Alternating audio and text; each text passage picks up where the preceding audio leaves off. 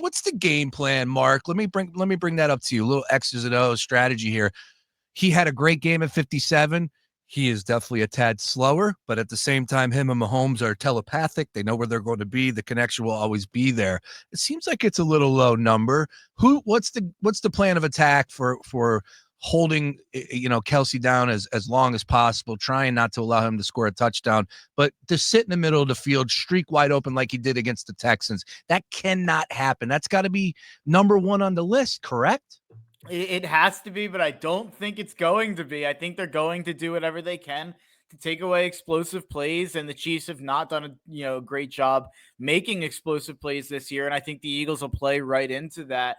And I think that it's going to be similar to what we saw Zach Ertz do last week. They chose to kind of let Zach Ertz be the one that beat him up, but they were doing that at the tune of probably. I don't have the stat right in front of me. So Ertz had 11 for 104, so less than 10 yards per catch. They chose to kind of give that up instead of giving up plays to receivers who can make 15 to 20 yards per catch happen. And I understand that kind of line of thinking, but yeah, to Roy's point, I think this Travis Kelce line is way too low. If you're just looking at recent memory, even recent memory in the playoffs, recent memory this year, any way I break it down, I kind of think Travis Kelce's going to have a big game. Zach Ertz, 11 for 104 against our defense. You look at Travis Kelce, 8 for 84 and a touchdown against the Steelers in his last regular season game, 7 for 117 and a touchdown against Houston in the second round. Held quiet against Buffalo, but if you look through his last couple years in the playoffs, he hasn't had 2 straight games under 62 yards in the playoffs since 2020. That's back when Tyreek Hill was around. That was their first Super Bowl ring about 5 years ago now.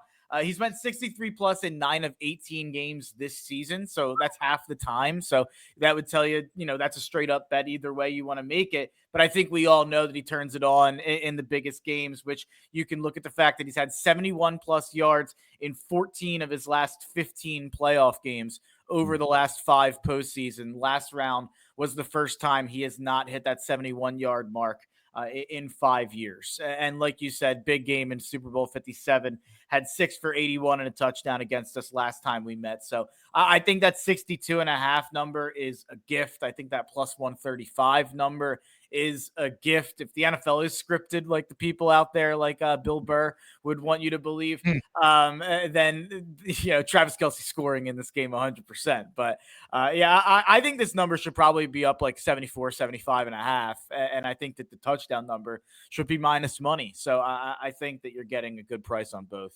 You're right about that. Mark Henry Jr. joining us here. Make sure you catch him every Saturday right here on The Gambler, host of the Tough Cover radio show from 11 to 1. All right, Mark, staying with X's and O's, I brought this up to Roy, and I said, like, the Kansas City Chiefs are going to want to run the football. That's what Andy, look, offensive line mentality. It's only going to help out the pass game. And I go back to, and I'm wondering where the conditions come into play for you with this question. Against the Rams, was that a one-off for you with the way that they were able to get over a buck, the way that they were able to sling it out there? Or is that something that you think is going to happen on Super Bowl Sunday down in New Orleans where, look, this is going to be a great battle, a tough offense. They're going to run the football effectively against this Eagles front. And, oh, by the way, Mahomes is going to get out there and make plays. How do you see this one playing out? Is there anything from that LA game that is carrying over into this one? Because if you take the other two, right, this is going to be an easy one for the Eagles. They held it down against the Packers. They smoked the Commanders. So I'm just wondering, where does the elements come into play with that snow, defense having a hard time getting their footing?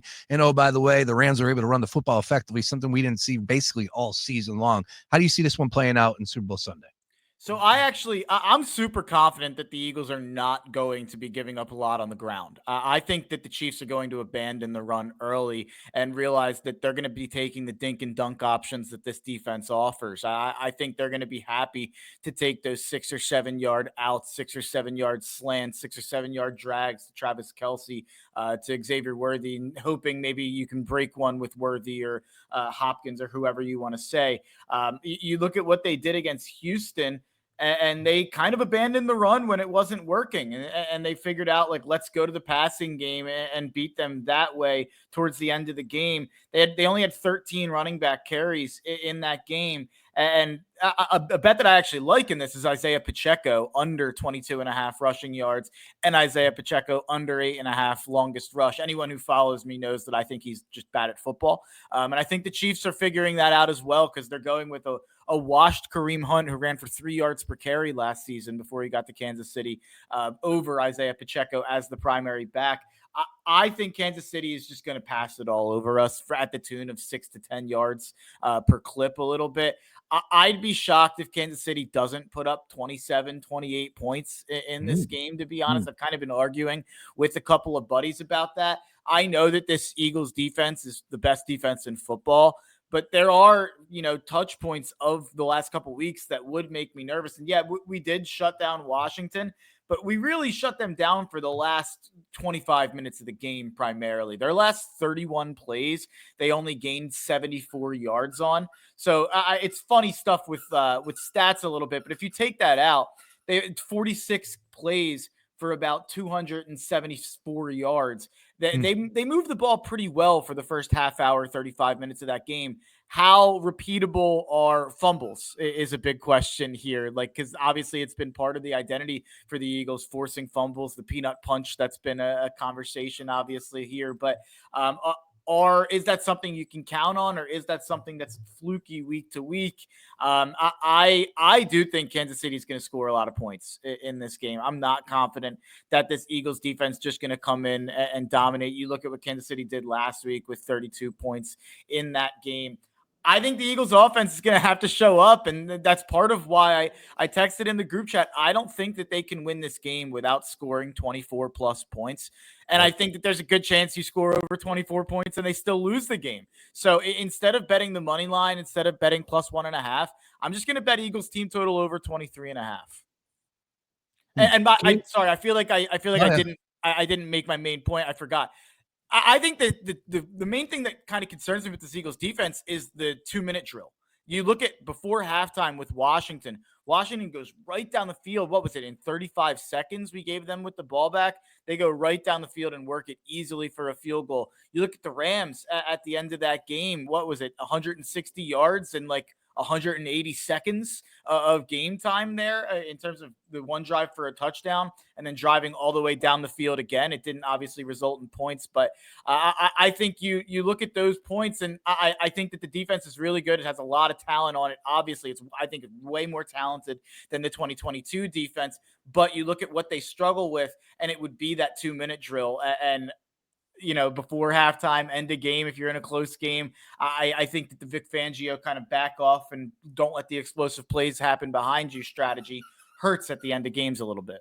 Bourbon Street has officially turned midnight gray. I always dreamed about it, but the dream wasn't just getting there. The dream was winning it. So that's what the mindset's at.